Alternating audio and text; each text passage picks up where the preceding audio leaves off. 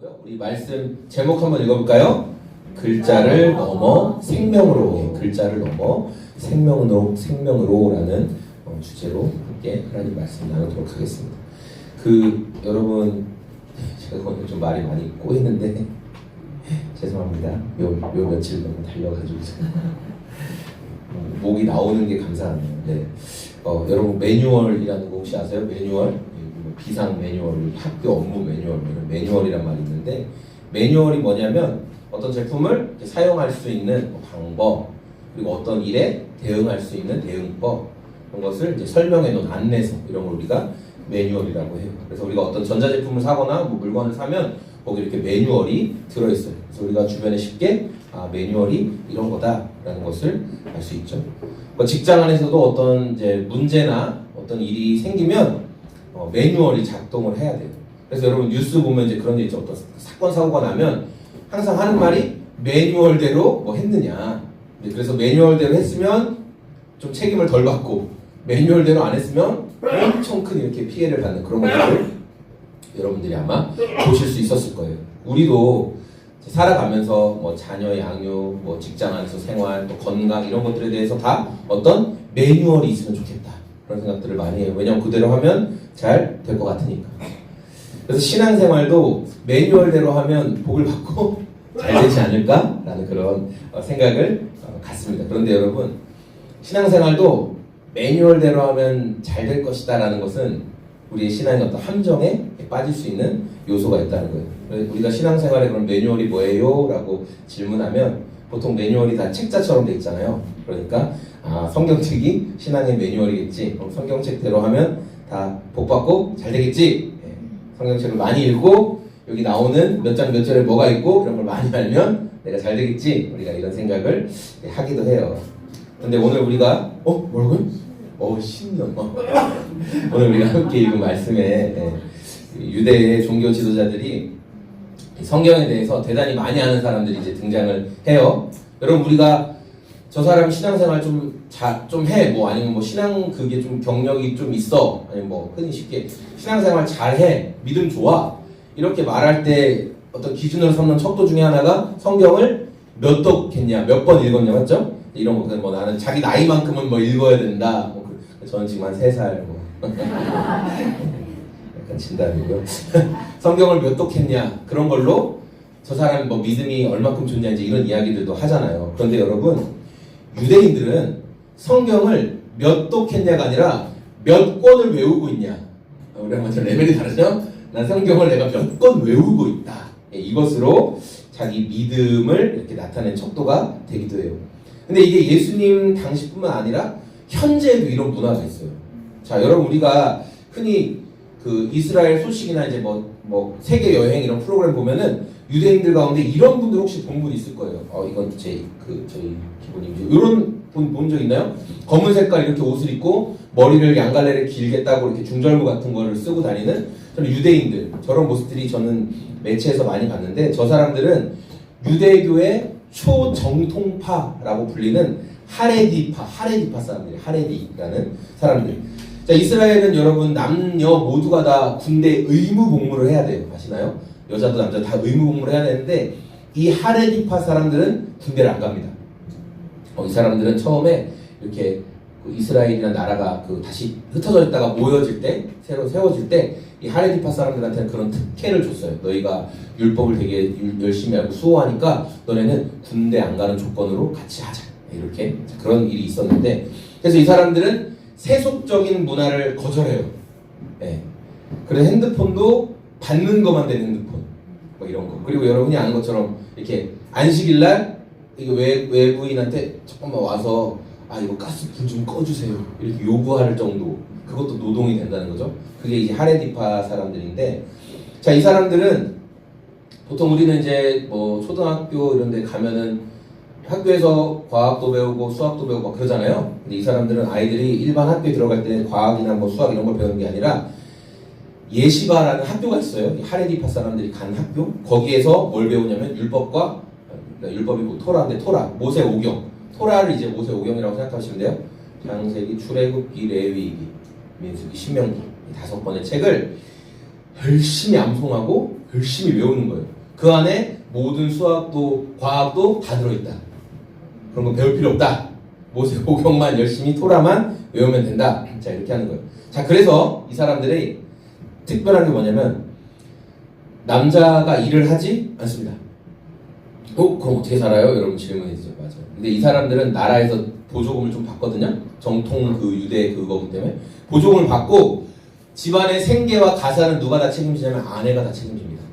아내가 다 책임져. 그리고 아이들도 되게 많이 낳거든요. 생육하고 번성하라고 하셨으니까 아이들도 막 8남, 10남 굉장히 흔해요. 자, 갑자기 우리 성도님 표정이 막 일그러지기 시작했어요. 자, 왜 그런지 볼게요. 근데 그래서 아내가 자기가 다 일하고 다 가사를 챙기면서 남편은 오직 말씀 연구하는 대로만 다 집중시켜요. 오, 좀 이해가 잘 안 되죠. 그래서 만약에 정부 보조금으로 살고 아내가 벌어온 돈으로 살고 하는데 남편을 끝까지 이렇게 잘 보필해가 남편이 율법을 정말 열심히 공부해서 랍비라는 칭호를 받게 되잖아요. 랍비라는 칭호를 받게 되면 온 가문의 경사가 나는 거예요. 온 가문. 그리고 이 사람을 아내인 네가 랍비 만들었기 때문에 너도 똑같이 지혜로운 사람이다.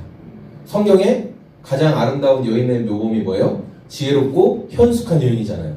그러니까 자기가 그 역할을 했다는 거예요. 잠언에 나온 그 말씀 그대로.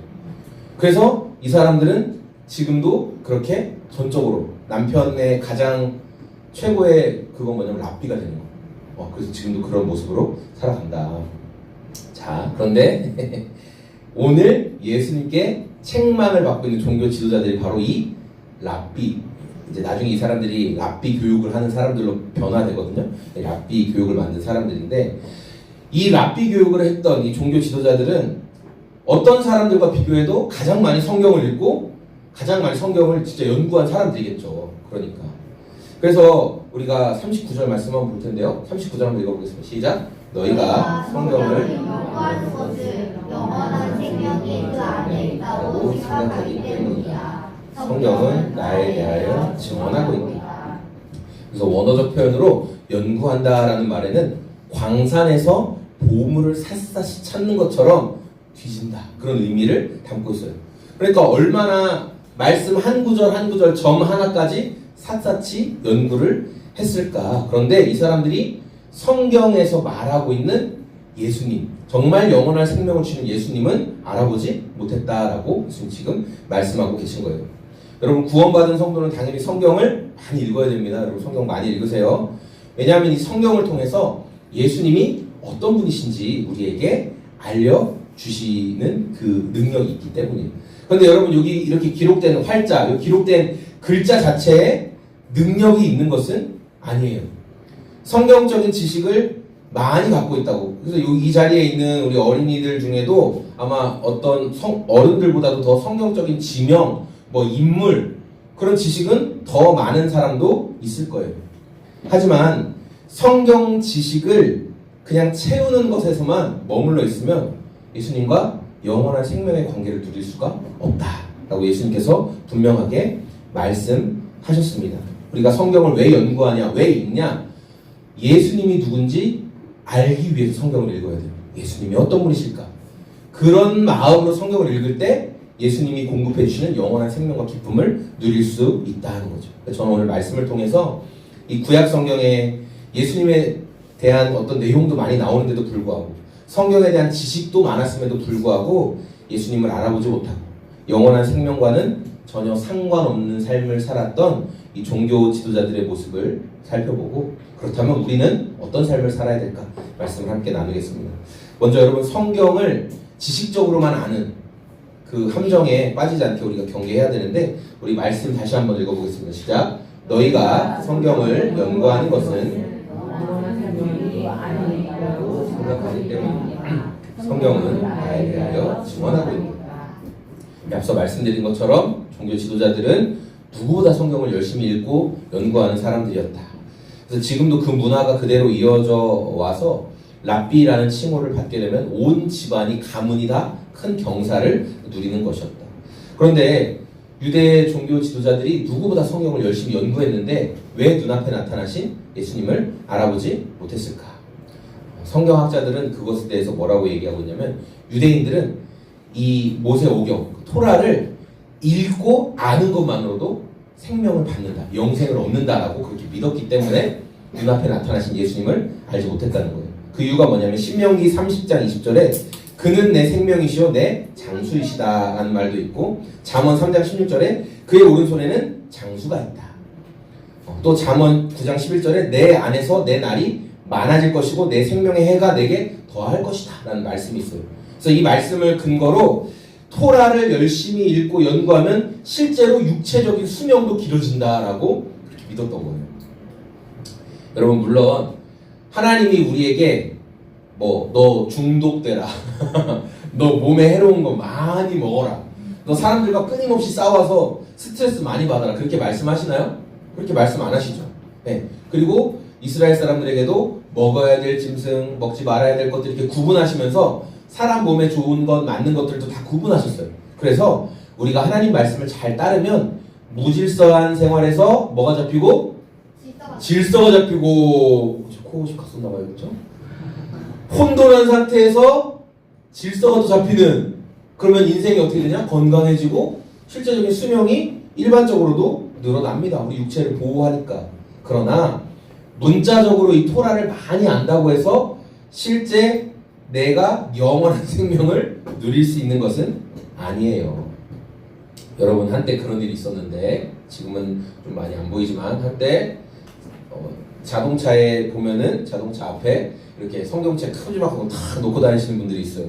여러분 흔히 생각할 때 믿음이 엄청 좋으신가 보다, 그래서 저렇게 이렇게 놨나 보다, 여러분 그런 생각하시죠? 근데 뭐예요? 실제로는 성경책 앞 차에 놓고 다니면 사고 안 난다고, 그래서 큰 성경책 앞이나 뒤에 딱 놓고 다니는 거예요. 그것도 대문짝만하게. 부적이요, 부적처럼 성경책 놓고 다니면, 또 차에 십자가 걸고 다니면 사고 안 난다, 차에 그 북엇대가리 놓는 것처럼 그런 마음으로 성경책을 놓고 다닌 사람들이 있었다라는 거죠. 말씀이 인쇄된 그냥 종이, 그 책 자체에 어떤 신비한 힘이 있다고 이 유대인들, 유대 종교 지도자들처럼 생각한 거예요. 그래서 제가 이제 이게 제가 경험한 건지 제가 전해 들은 건지 아리송한데, 신방을 갔었는데 이 성경책을 그냥 바닥에 그냥 내려놨는데 막 나중에 목사님이 성경책 그냥 바닥에 내려놓는다고, 성경을 존중하지 않는다 성경책 그런 이야기도 제가 기억에 있어요. 여러분, 이거 뭐 제가 여기 졸려서 여기 이렇게 깔고 자면 뭐 저한테 성경 말씀 다 들어옵니까? 여러분 그럴 때 있죠. 시험 잘 보고 싶은데 시간 없을 때 나 이거 배우 자면 내일 내용 막 좀 맞아요. 머리에 막 털어 들어와라. 들어와요? 이렇게 인쇄된 거는 아무것도 아니에요. 이건 그냥 활자일 뿐이에요. 이것은 우리에게 예수님이 어떤 분인지 알려주는 그냥 이정표예요. 이정표. 기록된 말씀을. 그래서 우리가 기록된 말씀을 통해 예수님을 만나야지 거기서 능력이 나타나는 거예요. 유대인들은 토라 자체에 마술적인 힘이 있어서 그 율법책, 그 종이를 소유하고 눈으로 읽고 있는 것만으로도 영생을 보장받는다, 그렇게 믿었지만 예수님은 그거 아닌데 나를 알아야 된다, 이렇게 말씀하셨다는 거예요. 성경이 말씀하고 있는 예수님과 연결돼야지만 우리가 영원한 생명을 누릴 수 있어요. 여러분, 토라에 기록된 말씀을 통해서 우리가 예수님을 믿는 믿음으로 연결시켜야 영원한 생명을 누릴 수 있다라는 것을 기억하세요. 여러분, 그러면 이 말씀을 보면서 그러면 유대인들이 왜 예수님을 못 알아봤을까? 그러면 그 구약 성경에 예수님에 대한 예언이나 표시가 없어서 아무리 연구해도 예수님에 대해서 안 나오면 모를 수밖에 없는 거 아니야? 여러분 혹시 그런 생각을 할 수 있잖아요. 정말 그럴까요? 한번 저 표를 보여드릴게요. 구약 성경에 등장하는 예수님에 대한 이야기, 예수님이 이렇게 오실 것이라는 이야기와 그게 실제로 신약 성경에서 성취됐다고 말해주는 내용들이 이렇게 설명이 되어 있어요. 창세기에서는 여자의 후손으로, 출애굽기에는 6월절 어린 양으로 오실 분이 있다. 레위기에는 모든 민족을 위한 대제사장으로, 민수기에서는 야곱의 별로, 신명기에서는 참된 선지자가 나타나실 것이다라고 끊임없이 예수님에 대해서 기록하고 있어요. 그래서 구약 성경 속에서 예수님에 대한 예언을 정말 최소한으로 잡아도 100번, 좀 넉넉하게 잡으면 450번 이상 예수님이라는 분이 오실 것이다 라는 예언이 있었다라고 성경학자들이, 제가 연구한 건 아닙니다. 학자들이 다 연구를 해줘요. 자, 여러분, 이렇게 예수님에 대한 구약에서도 분명한 증거가 있었지만 종교 지도자들이 눈앞에 나타나신 예수님을 알아보지 못했어요. 그 이유가 뭐냐면 예수님과 관계없는 지식을 더 붙잡고 있었기 때문에 예수님을 몰라봤다는 거예요. 이들은 내가 예수님과 관계를 맺는 것보다 지금 내가 알고 있는 지식이 더 중요해에 집중했어요. 자, 우리 40절 말씀 같이 한번 읽어보겠습니다. 시작. 그런데 너희는 생명을 예, 우리 종교 지도자들은 눈앞에 계신 예수님께 자신을 굴복시키지 않았다는 거예요. 나이도 어린 청년이 30대 청년이 갑자기 내가 하나님의 아들이다. 너희 이렇다. 천국은 이렇다. 하나님은 이런 분이시다. 하나님의 나라는 이렇다 막 얘기하니까 아주 그냥 보기 싫었죠. 그리고 그 예수님 앞에 나아간다는 건 어떤 의미냐면 당신이 랍비입니다. 당신이 나보다 선생님이에요. 그러니까 예수님 앞에 자기를 꿇어야 되는 거예요. 내가 지금까지 알고 있던 지식이 예수님 앞에서 아무것도 아닙니다라는 그 꿇음이 있어야 되는데 그게 안 됐다는 거죠. 제가 존경하는 돌아가셨지만 존 메가더 목사님이란 분이 종교 지도자들의 이런 태도에 대해서 뭐라고 말씀했냐면 지식은 인간을 교만하게 만들고 내가 상황을 통제하고 있다는 착각을 준다는 거예요. 그러니까 내가 뭘 많이 알면 내가 이 상황 다 컨트롤할 수 있어. 이런 생각을 갖게 만든다는 거죠. 그러니까 율법을 많이 알고 있으니까 이 사람들이 사람들을 통제했죠. 율법으로. 너희들 이거 알아? 하나님이 이렇게 하지 말라고 했어. 너희들 하면 안 돼. 이런 식으로 율법을 가지고 사람들을 통제했어요. 그러니까 뭐가 생기냐면 권위가 생겨요. 내가 힘이 있잖아. 이렇게 해야 돼, 저렇게 해야 돼 말할 수 있는 힘이 있었다라는 거죠. 근데 여러분 예수님께 나아가려면 지금 내가 누리고 있는 것을 포기해야 돼요. 예수님이 더 소중합니다라는 고백이 있어야 되죠. 그러니까 이 사람들이 예수님 앞에 굴복하기보다 어떻게 했냐면 안 돼. 내가 가지고 있는 율법이 더 소중해. 이런 태도를 보였다는 거죠. 여러분 오늘 말씀을 정리할 건데 예수님께서는 율법을 지식 자랑하고 율법을 의지하는 그 사람들이 너네 헛된 것을 기대하고 있다 이렇게 말씀하셨어요. 종교 지도자들이 누구보다 성경을 많이 연구하고 알고 있었지만 그 지식이 예수님을 통하지 않고 영생을 누릴 수 있다 없다? 없다. 예수님을 통하지 않으면 영생을 누릴 수 없다. 영생의 능력으로 나타나지 않는다는 거예요. 성경은 예수님이 어떤 분이신가 우리에게 알려주는 이정표예요. 하온이 이정표가 뭔지 알아요? 모르죠? 차 타고 이렇게 갈 때 이렇게 공중에 막 매달려 있는 거 본 적 있어요? 차 타고 지나갈 때? 어디로 가세요? 이쪽으로 가면 동남지구예요. 이쪽으로 가면 하온이네 집 나와. 이런 거 본 적 있어요? 나중에 한번 유의 깊게 한번 보세요. 네. 이정표는 어디로 가야 됩니다라는 것을 알려주는 것이죠. 예수님과 관계를 통해서 새로운 눈이 열려야 영생을 경험하게 되는데 내가 율법 아는 게 더 중요해라고 생각했기 때문에 자기의 또 종교적인 지위를 잃고 싶지 않았기 때문에 예수님 앞에 굴복하지 않았던 거예요. 그러니까 여전히 내 힘, 내가 하고 싶은 대로 하겠다라는 고집을 종교 지도자들이 포기하지 않았고 그래서 예수님의 책망을 받았던 거예요. 자, 이런 태도는 여러분 예수님이 주시는 풍성한 삶을 누릴 수 없게 만들고 우리 삶을 굉장히 궁핍하게 만들어요. 예수님이 주시는 풍성한 것을 경험할 수 없게 돼요. 여러분 예수님께 굴복하는 거는 결코 지는 게 아니에요. 나 예수님께 굴복했어. 내가 졌어. 그게 아니에요. 예수님이 나를 위해 생명을 내어주신 분이기 때문에 예수님께 굴복한다는 건 그분의 사랑 안에 완전히 킹덤 뛰어드는 것이라는 거예요.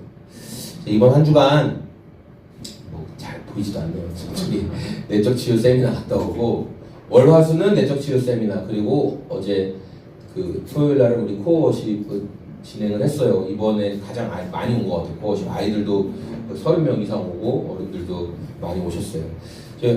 그 아내가 갑자기 내적 치유 갔다 오라고 해가지고 제가 막 궁시렁거리면서 안 가고 싶었는데 할 것도 많고 그래도 제가 순종하는 마음으로 갔다 왔거든요. 한 200명 정도 그래도 참여하셨어요.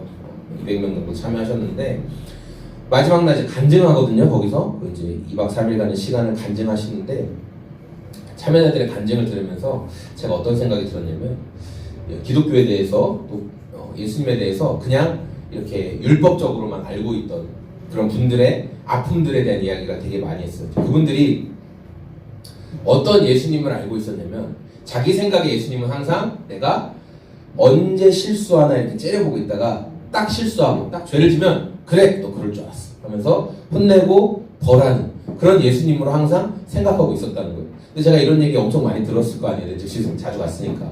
그래서 저는 이제 뒷자리에 앉아있으면서 나는 예수님을 어떻게 생각할까 그렇게 생각해봤어요. 앉아서 나한테 예수님 어떤 분이지? 근데 저는 예수님이 좋으신 분이라는 것도 알거든요. 알아요. 예수님 좋은 분인 거 알고 나를 위해 생명을 주신 것도 다 아는데 가만히 예수님에 대해 생각하니까 이런 느낌이 들었어요. 좀 나한테 무관심하신 거 아닌가? 그런 생각이 들었어요. 나한테 좀 무관심하시고 그냥 뭐 성리 네가 뭘 하든 네가 알아서 해. 약간 이런 느낌을 제가 받게 되는 거야. 그냥 알아서 해.